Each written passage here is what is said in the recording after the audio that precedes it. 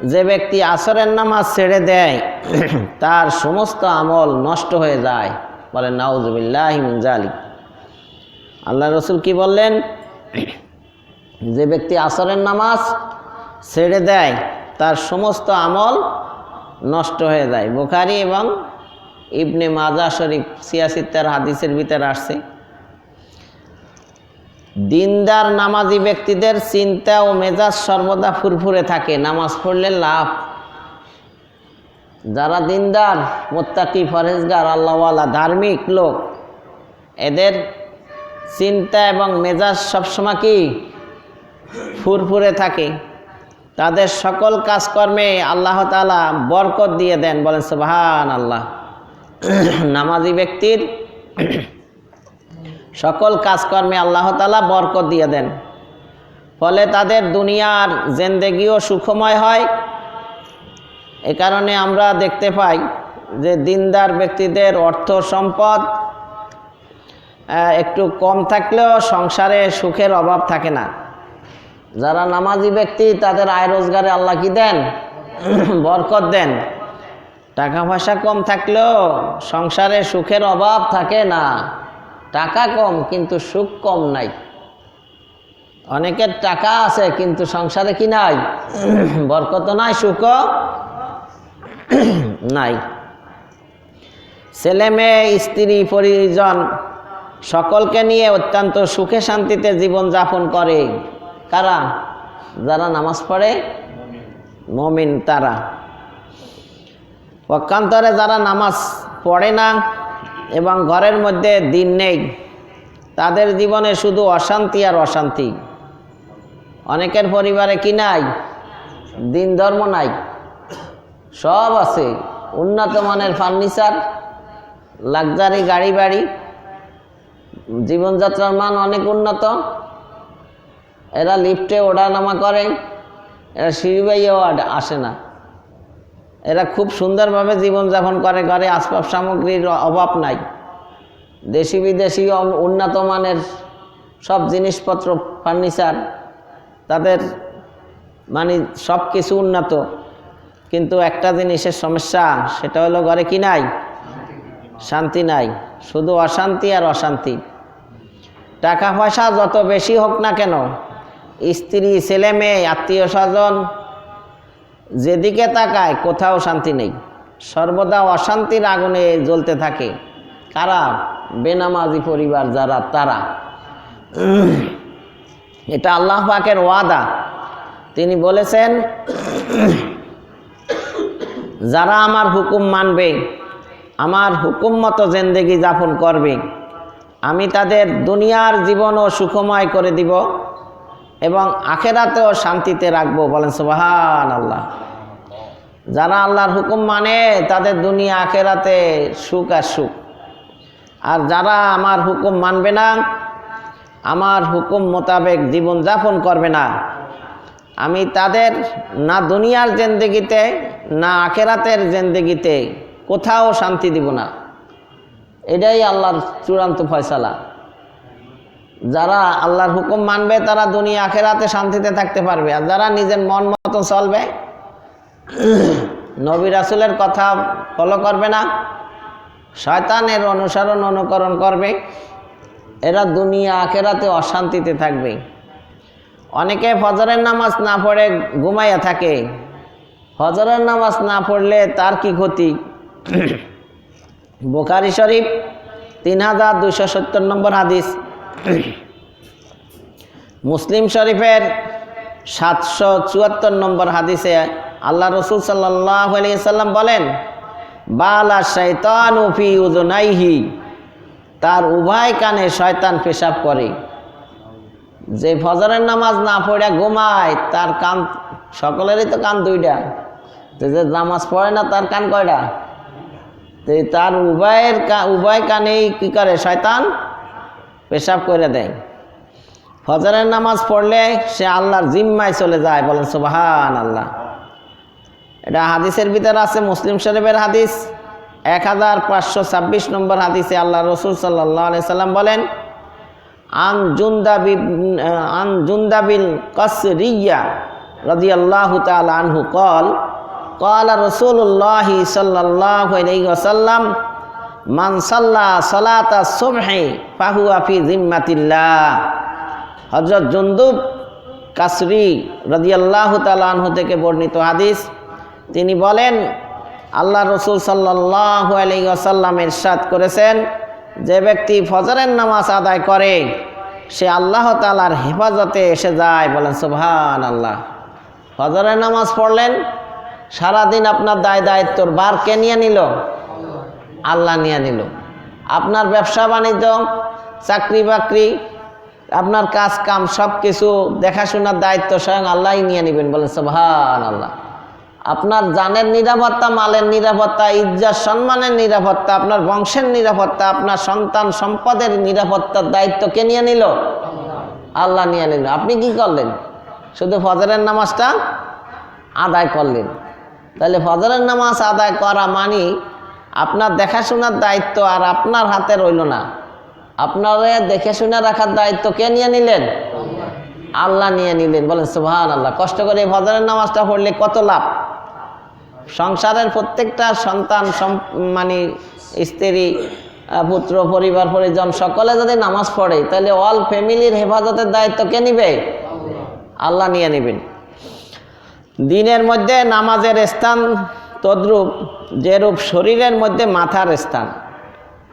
আপাদমস্তক, leg to head পুরাটাই তো শরীর, কিন্তু এর ভিতরে পার্টস, মানে অঙ্গ প্রত্যঙ্গ সবটা তো এক মাপের না। এক একটার গুরুত্ব কি এক এক রকম। ঠ্যাংয়ে যদি গুলি করে মানুষের পাটা কাটতে হারায় তো বাঁচে, কিন্তু মাথায় কানের গোড়াতে গুলি করলে যদি মগজ দরিয়ে পড়ে তাহলে কি আর বাঁচে? তো হাতি কি বাঁচছে? কেন? ওই যে মাথায় গুলি করছে, কারণ অন্য জায়গার সাথে মাথার গুরুত্ব কি বেশি। তো মাথাটা যেমন শরীরের ভিতরে মানে প্রধান, ঠিক আল্লাহর হুকুম তো সবই আল্লাহর হুকুম, এর ভিতরে সবচাইতে বড় হুকুম হইল কি? নামাজ। রাসুল ইবাদাহ, রাসুল মানে মাথা, হেড। তাহলে সমস্ত ইবাদতের প্রধান অঙ্গ কোনটা? নামাজ। সমস্ত ইবাদতের প্রধান কোনটা? নামাজ। নামাজটা কেমন? শরীরের ভিতরে মাথাটা যেমন, ইবাদতগুলোর ভিতরে নামাজটা কি তেমন। যদি নামাজ ছাড়া দেয়, যেমন মাথায় গুলি করলে বাঁচা সম্ভাবনা নাই, নামাজ ছাড়া দিলে ওর কাছে আর ধর্ম থাকা সম্ভব নয়। এই জন্য বলে মান তারাকা সালাতা মুতাআম্মিদান ফাকাদ কাফারা। যে নামাজ ছাড়া দিল ও আজ না হোক কাল কাফের হয়ে যাবে। এক সপ্তাহ পরে মরছে তো নাকি, শহীদ হয়েছে আর কি, সাথে সাথে না মরল। মাথায় গুলি করলে থাকলেও আর কয়দিনই থাকে, কিছুদিন পরে তো কি মারাই যায়। তো যারা নামাজ পড়বে না ওরা মাথার মতন, আর গুলিটা মাথায় লাগছে, বাঁচলেও আইসিওতে কয়েকদিন থাইকা টুইকা, মানে কিছুদিন থাইকা মুসলমানের সাথে চইলা ফিরে লাস্টেও কাফিরই হয়ে যাবে। তাহলে মান তারাকা সালাতা মুতাআম্মিদান ফাকাদ কাফারা। ইচ্ছা করে নামাজ ছাড়িয়ে দেবে যারা, তারা আজ হোক কাল হোক মরার আগে হইলেও সে মরবে কি মুসলমান হইয়া না কাফের হইয়া? কাফের হইয়া মারা যাবে। আল্লাহর নবীর কথা মিথ্যা নয় এবং এইটাই সত্য। এই জন্য ছেলে মেয়েদেরকে যদি আপনি ধার্মিক বানাতে চান তাহলে কি দিয়ে শুরু করবেন? নামাজ যাতে পড়ে, এই নামাজের উপরে বেশি গুরুত্ব দিবেন।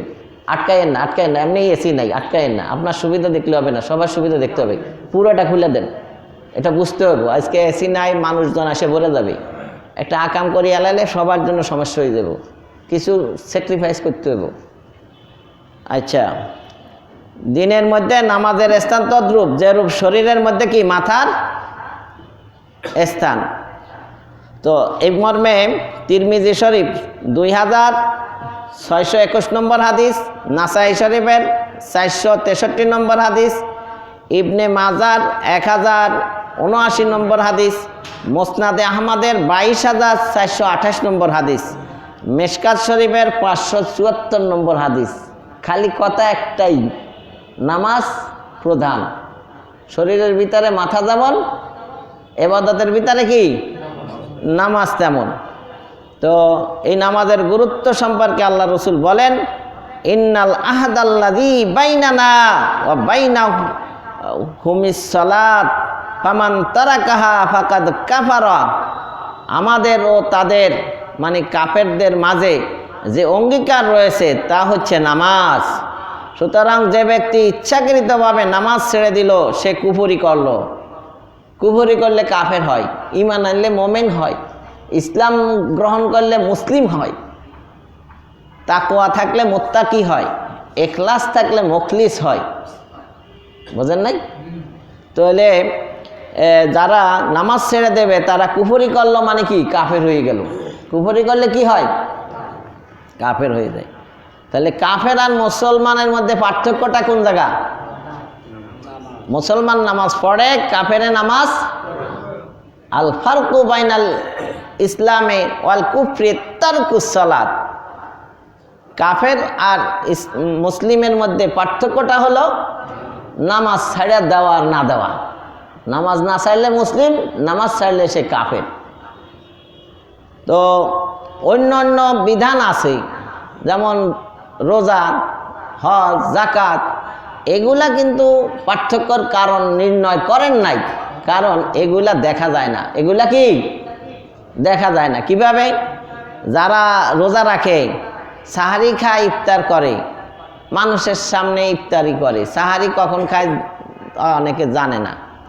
সারা দিন বাসায় থাকে, কি আসলে রোজা রাখছে নাকি বাসায় রোজা রাখে নাই এটা তো আমরা জানি না। জানা যায় ইফতারের সময় দেখি আমরা ইফতারি করি। এখন অনেক রোজাদারও ইফতারি করে, রোজা ছাড়াও তো ইফতারি করার সুযোগ আছে না নাই? তো আপনি বুঝবেন কেমনে যে লোকটা রোজা রাখছে? এটা রোজা দিয়ে ইফতার দিয়ে বোঝা যায় না। হজ করতে গেছে না ব্যবসা করতে গেছে, এটা কি আপনি বুঝবেন? তাহলে মাথা কামাইয়া আসলেই বুঝবেন যে হাজি সাহেব, এটা কি বোঝা সম্ভব? মাথা তো যে কেউই কামাতে পারে নাকি? তাহলে হজ দিয়া বোঝা যায় না যে লোকটা মুসলমান। দান খরাত করে নাকি পাওনা টাকা আদায় করে, ঋণ পরিশোধ করে নাকি ধার দেয় নাকি ব্যবসায়িক লেনদেন করে, বুঝবেন কিভাবে? এটাও তো বোঝা যাবে না দানের মাধ্যমে যে এটা মুসলমান নাকি অমুসলিম। তাহলে ইসলামে যে ইবাদতগুলো আছে কোনোটা দিয়েই মুসলিম আর অমুসলিমের পার্থক্য নির্ণয় করা যায় না, শুধু নামাজে যায়। কারণ যখন নামাজ পড়বে উজু করে, টুপি মাথায় দেয়, পাঞ্জাবি গায়ে দেয়, মসজিদের দিকে রওনা দেয়, যায় নামাজ বিছায়, আল্লাহু আকবার বলে দাঁড়ায়, হাত বাঁধে, রুকু করে, সিজদা করে, তো প্রকাশ হয়ে যায় লোকটা মুমিন। বলেন সুবহানাল্লাহ। এজন্য আল্লাহর নবী বিশ্ব নবী রাহমাতুল লিল আলামিন বলেন, কাউকে যদি তুমি দেখো মসজিদে নিয়মিত নামাজ পড়ে, আল্লাহর শপথ করিও যদি বলো যে এ লোকটা মুমিন, তোমার কসম ভাঙবে না। ভাঙবে? ভাঙবে না। কারণ লোকটারে কি দেখতেছো? মসজিদে যাইয়া কি পড়ে? তাহলে সে লোকটারে কসম করে বলা যাবে লোকটা কি মুমিন। কখন? নামাজ পড়লে। যে নামাজ পড়ে না তারে আপনি মুমিন বললে মুমিন হয় না। নামাজ পড়লে তাকে মুমিন বলা যায়। নামাজ না পড়লে তাকে যত কাজই করুক ইসলামের, যত ভালো কামই করুক, ওটা ভালো না। সবচাইতে বড় ভালো কোনটা? নামাজের সাথে অন্য ইবাদত যুক্ত হবে। নামাজ বাদ দিয়ে অন্য ইবাদত এলাও না। এজন্য ময়দানে মাহশরে আউয়ালু মা ইউহাসাবু বিহিল আবদু ইয়াউমাল কিয়ামাতি সালাহ। কিয়ামতের দিন সর্বপ্রথম বান্দার নামাজের হিসাব নেবেন। কারণ নামাজ ঠিক তো বাকি সব ঠিক, নামাজ ঠিক নাই বাকি কোনোটাই তার ঠিক নাই। সে যদি বলে আমি ভালো না তা কে ভালো? নামাজ পড়ে না একক তো। আমার ভাইয়ের চরিত্র নামাজ পড়ে না একক তো কি? তাহলে কি ফুলের মতো পবিত্র আছে? তাহলে আমার ভাইয়ের চরিত্র নামাজ পড়ে 5 ওয়াক্ত, তাহলে ঠিক আছে। তাহলে বুঝতে হবে যে না আমার ভাই আসলেও কি পবিত্র। নামাজ 1 ওয়াক্ত ছাইড়া দিলে ওর চরিত্র ভালো না।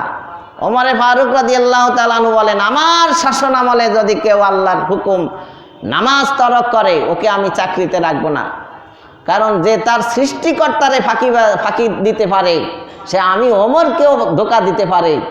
যার মানে বাস্তব প্রমাণ আমাদের দেশের এমপি, মন্ত্রী, সচিব যারা ছিল অতীতে কয়জনে নামাজ পড়ছে? যার কারণে ব্যাংক ট্যাঙ্ক সব দেউলিয়া বানাই হেলাইছে, সব দুর্নীতি করিয়া দেশের টাকা বিদেশে পার করছে। তাহলে কি হলো? এরা আল্লাহর ভয় নাই। যার ভিতরে আল্লাহর ভয় আছে সে কখনো রাজস্ব টাকা, জনগণের টাকা, ভাইয়ের হক, বোনের হক, ফুফুর হক, কারো হক অধিকার নষ্ট করে না। তারা চিন্তাই করে না, রাহাজানি করে না, দুর্নীতি করে না, মালে ভেজাল দেয় না, ওজনে কম দেয় না, কাউরে ঠকায় না, প্রতারণা করে না। কারণ কি? আল্লাহর ভয়।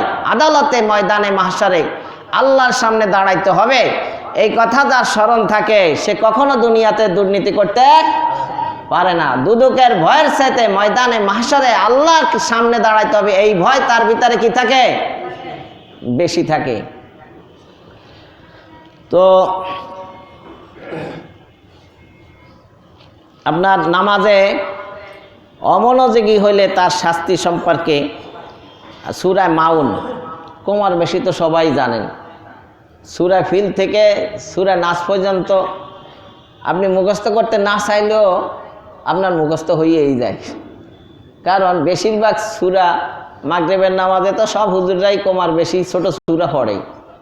লাম ইয়াকুনিল্লাযিনা থেকে সূরা নাস পর্যন্ত পড়াটা সুন্নাহ। এটা রাসূল সাল্লাল্লাহু আলাইহি সাল্লামের নিয়ম। ছোট ছোট সূরা দিয়ে কি পড়তেন?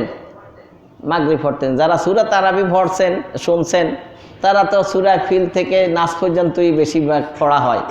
কমার বেশি সবাই কি জান, একটু মনোযোগ দিলেই আপনি কত গান শুনে শুনে মুখস্থ করছেন, কিন্তু নামাজে আসলে অমনোযোগী এত বেশিটা যে বারবার শুনেও সূরা মুখস্থ করতে পারে না। ইন্না আতাইনাকাল কাউসারও মুখস্থ করতে পারে না।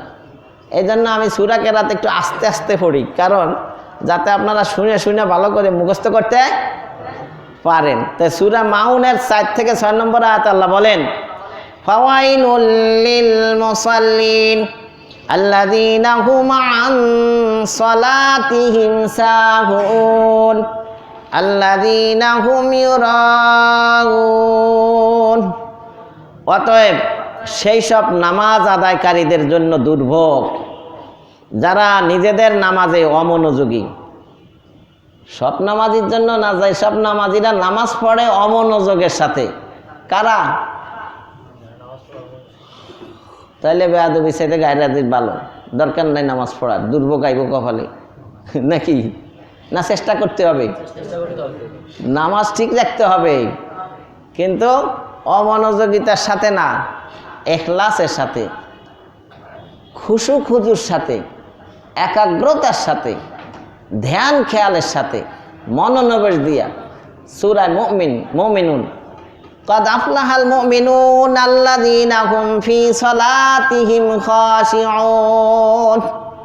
ওই সব মুমিনেরা সফল কাম, সফল যারা সালাতে, তাদের নামাজে তারা কি মনোযোগী, খুশু খুজুর সাথে সালাত আদায় করে। তাহলে নামাজ আমাদের আদায় করতেই হবে, কিন্তু মনোযোগ দিয়া। যারা নামাজ পড়ে অমনোযোগের সাথে, কোরআন বলে তাদের জন্য দুর্ভোগ। সূরা মাউনে তাদের জন্য কি বলতেছেন? দুর্ভোগ। যারা নিজেদের নামাজে অমনোযোগী, তো সেই সব নামাজ আদায়কারীদের জন্য দুর্ভোগ। যারা লোক দেখানোর জন্য তা করে, লোক দেখানোর জন্য নামাজ পড়ে, সেটা তো আল্লাহরে রাজি খুশি করার জন্য হলো না। নামাজ পড়তে হবে কাকে খুশি করার জন্য? আল্লাহরে রাজি খুশি করার জন্য। কুল ইন্না সালাতি ওয়া নুসুকি ওয়া মাহইয়ায়া ওয়া মামাতি লিল্লাহি রাব্বিল আলামিন। হে নবী, আপনি বলেন আমার বান্দাদেরকে, আপনার উম্মাতদেরকে, যে আমার নামাজ প্রত্যেকে বলতে হবে। আমার নামাজ, আমার কোরবানি, আমার দান খায়রাত, আমার জীবনের যাবতীয় কর্মকাণ্ড, যাবতীয় ইবাদত বন্দেগী সব সমগ্র জগতের সৃষ্টিকর্তা রব্বুল আলামিনের জন্য। কার জন্য? আল্লাহর জন্য। তাহলে যারা কি করে? নামাজে গাফেল ও অমনোযোগী, সেই সব নামাজিদের ধ্বংস অনিবার্য। যারা তাদের নামাজ সম্পর্কে গাফেল, লোক দেখানোর উদ্দেশ্যে নামাজ পড়ে, ওয়াক্তের প্রতি খেয়াল রাখে না, সূরা কেরাত শুদ্ধ হয় না, রুকু সিজদা ঠিকমতো আদায় করে না, এক ওয়াক্ত পড়লে আর এক ওয়াক্ত পড়ে না, এরূপ নামাজীদের ধ্বংস অনিবার্য। তাই আজ থেকে পূর্ণ পাবন্দির সাথে নামাজ পড়তে হবে এবং রাসূলুল্লাহ সাল্লাল্লাহু আলাইহি ওয়াসাল্লাম যেভাবে আদায় করেছেন সেভাবেই আদায় করার চেষ্টা করতে হবে। তাহলে নামাজ কি ইচ্ছা মতন পড়লেই হবে না পড়ার মতো করে পড়তে হবে? হ্যাঁ, কয়েকটা সূরা শুদ্ধ সুন্দর করে নেবেন। নামাজ ভঙ্গের কারণ 19টি। 1 নম্বর, নামাজে অশুদ্ধ পড়া। আলহামদু বা শেষ, নামাজ শেষ, শুরু করছেন শেষ হয়ে গেছে। আলহামদু না তো আলহামদু, গলার মাঝখান থেকে হা উচ্চারণ হয়। আলহামদুলিল্লাহি রব্বিল আইনও গলার মাঝখান থেকে আলামিন, শুদ্ধ করে পড়তে হবে নাকি? আবার নামাজের বাইরে ভিতরে 13 ফরজ, নামাজের ভিতরে 14টা ওয়াজিব এবং 12টা সুন্নতে মুআক্কাদা, এগুলো জানতে হবে এবং সময় মতো নামাজ পড়তে হবে এবং ধ্যান খেয়ালের সাথে 5 ওয়াক্ত সালাত ঠিক মতন আদায় করতে হবে। 1 ওয়াক্ত আদায় করলাম, 1 ওয়াক্ত করলাম না, এইরকম হইলে হবে না। কেউ আছে সপ্তাহে 1 দিন আসে নামাজ পড়তে, খালি জুমার দিন।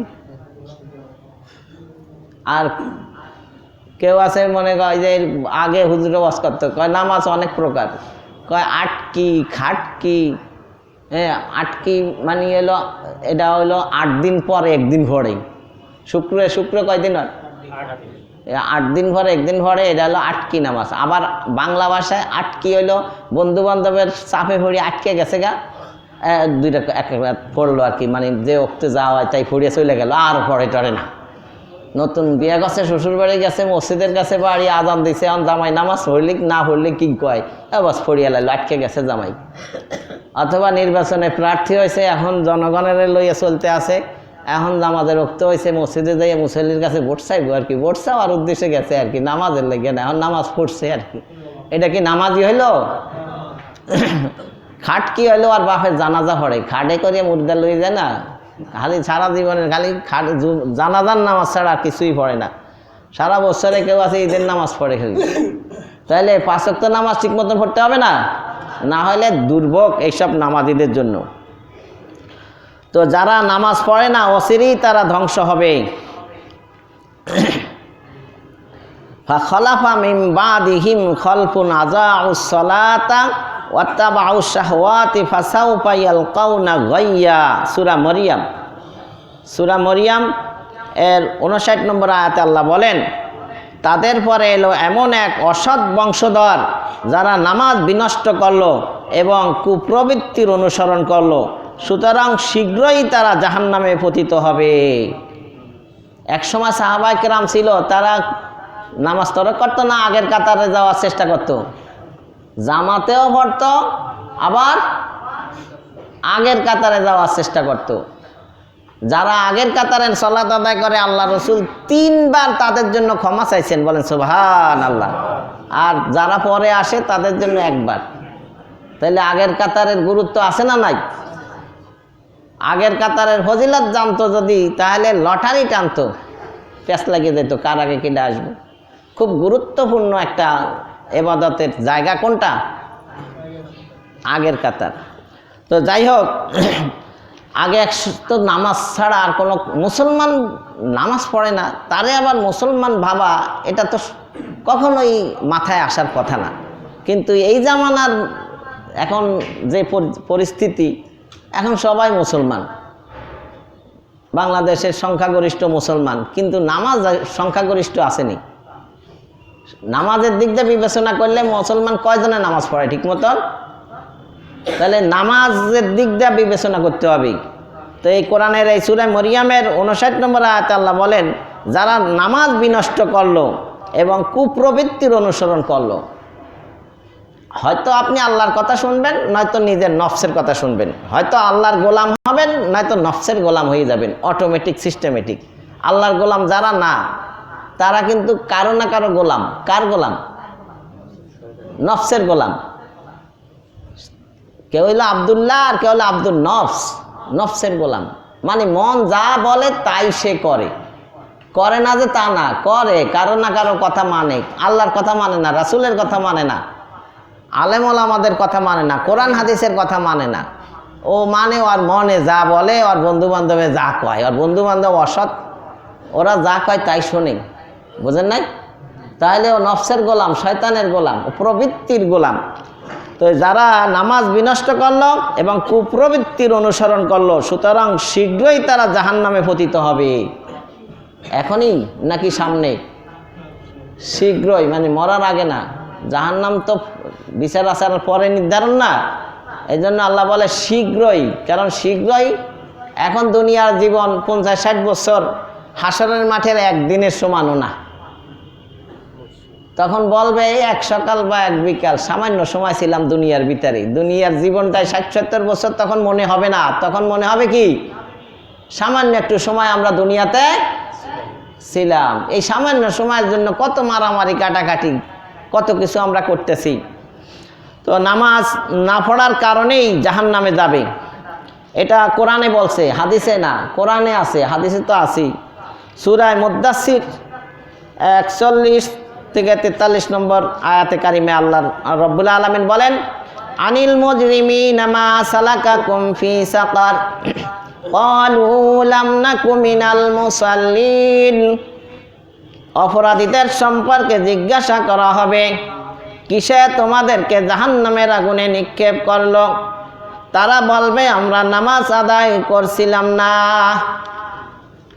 জেলখানায় গেলে পুরানা যারা আগের থেকে জেল খাটতে আছে, তারা আবার নতুন কয়েদি বা জেল আসামিরে জিগে না, কিরে কি করছিস, কি জন্য তোরে এনে নিয়ে আসলো, কৌশল বিনিময় করে না? তো যাদেরকে জাহান্নামে দিবে, তা আগের যারা জাহান্নামী আছে তারা আবার জিগাবে, কিরে তোরে কি কারণে ফাটাইলো, বা একজনে আর একজনের জিগাবে তুই কি কারণে আসছ। এই জন্য হাসরের মাঠে বিচার হবে। হাসরের মাঠে বিচার কেন হবে বলেন তো? এই যে পারতেছে না উত্তর, কিন্তু সৃজনশীল বলেই দিলাম। হাসরের মাঠে বিচার করার দরকার নাই তো, আল্লাহ তো সব কিছু জানে। কেটা জান্নাতি, কে জাহান্নামী, কে অপরাধ করছে আর কে করে না, এটা আল্লাহ জানে না? তো দরিয়া যারা কেউ রে জান্নাতে ঢুকাই দিব আর কেউ রে জাহান্নামে দিব, বাস ফয়সালা শেষ, এত বিচার করার দরকার কি? তো এই প্রশ্নের উত্তর হলো, এইভাবে যদি দেয় আর যদি জিগায় যে কিরে তুই জাহান্নামে আইছত কেন, ও কইব আমি তো বুঝি নাই, জানি না কি লেগে যে ফাটাইলো, বুঝতেছি না তো, ঠিক না? এই জন্য যেন বুঝতে পারে, এই জন্য হাসরের মাঠে বিচার হবে। তারপরে ও মিথ্যা টিথ্যা কইব যে যা করছি সব লেখিয়া দিছে তোমার ফেরেশতারা, ভুলভাল লেখিয়া দিছে, এটা আমি করি নাই।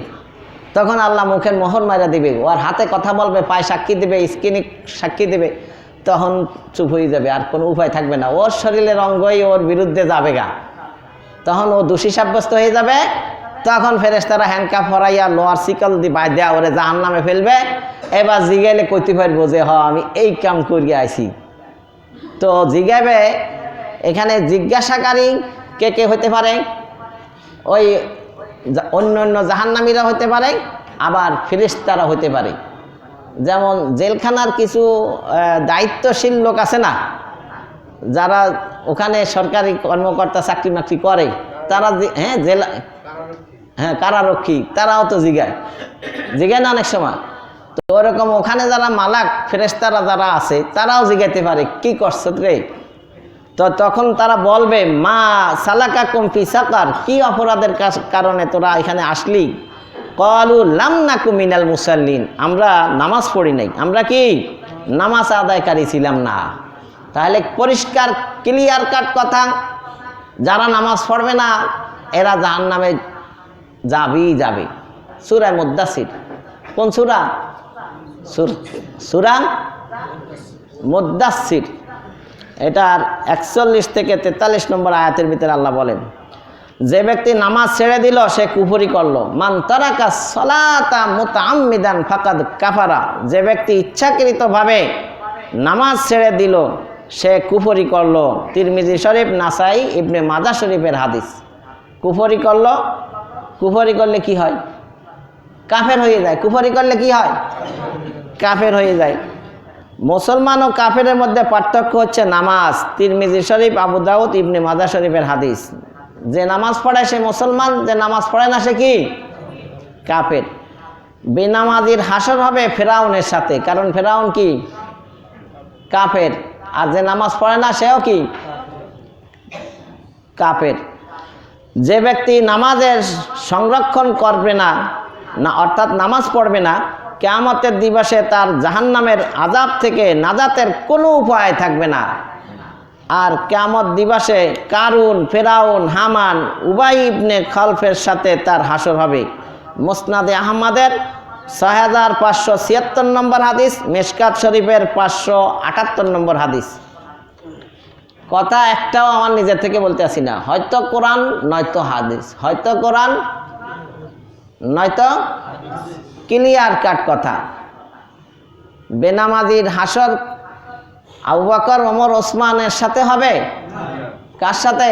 কারুন, ফেরাউন, সাদ্দাত, নমরুদ, হামান, আবু জাহেল, আবু লাহাব, উতবা, সাইবা, যত নামধারী কাফের, বড় বড় কাফের, নাম করা কাফের যারা, প্রসিদ্ধ কাফের যারা, তাদের সাথে সেও কি থাকবে। তাদের যে পরিণতি, এরও কি একই পরিণতি হবে।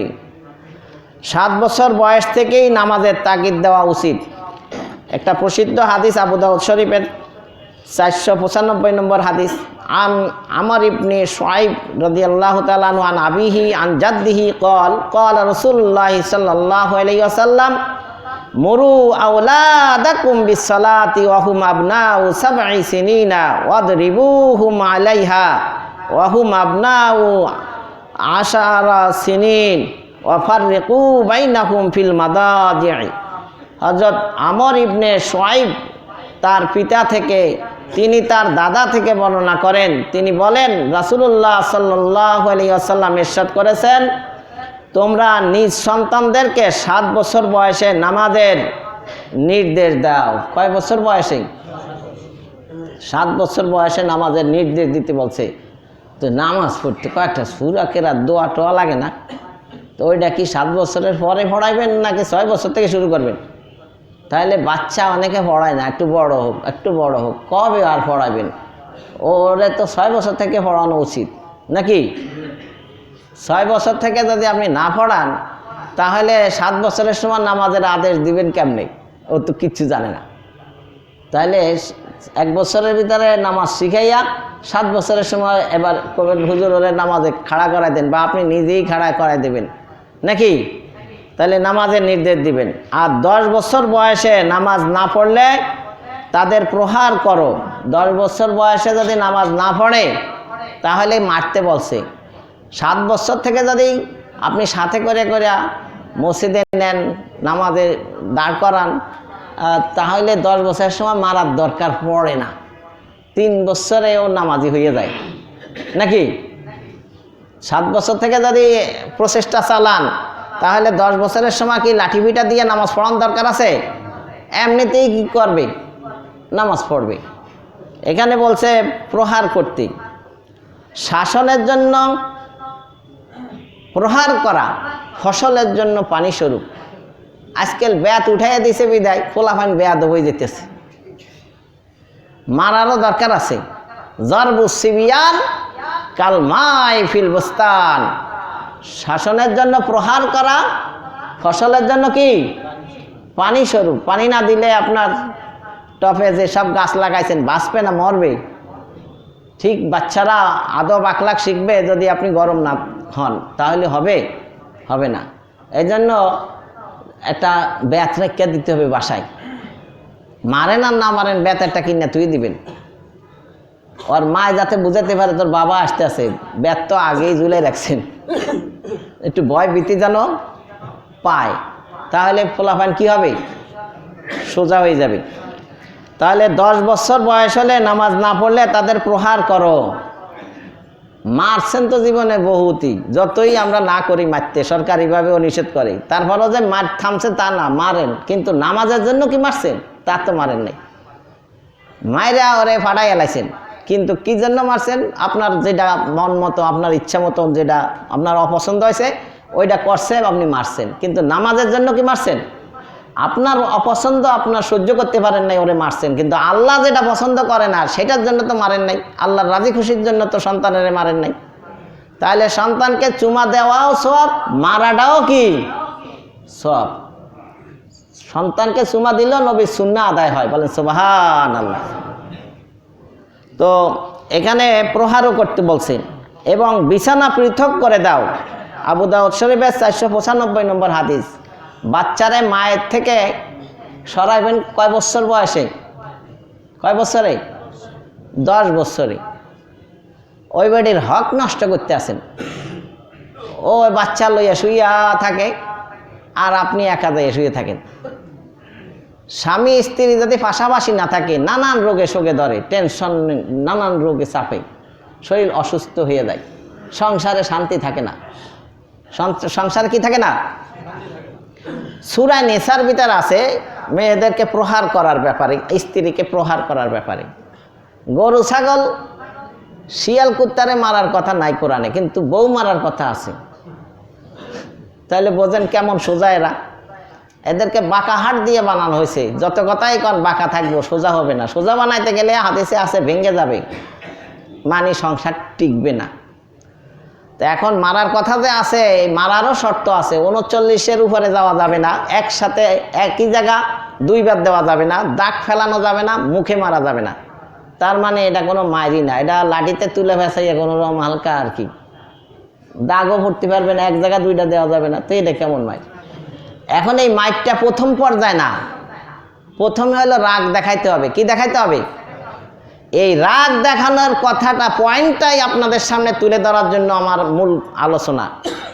এই রাগটা কিভাবে দেখাবেন সেইটা সূরা নিসার ভিতরে বলছে। আপনি বউর দিকে মুখ করে না শুইয়া ওই পিঠ করিয়া শুইবেন, যাতে তার দিকে মুখটা না করিয়া, মানে রাগ দেখান। আপনি রাগী, আপনি তার কাজকর্মে অসন্তুষ্ট, এটা বোঝানোর জন্য তার দিকে মুখ না করিয়া, তার মুখামুখি না শুইয়া কোন দিকে শুইবেন?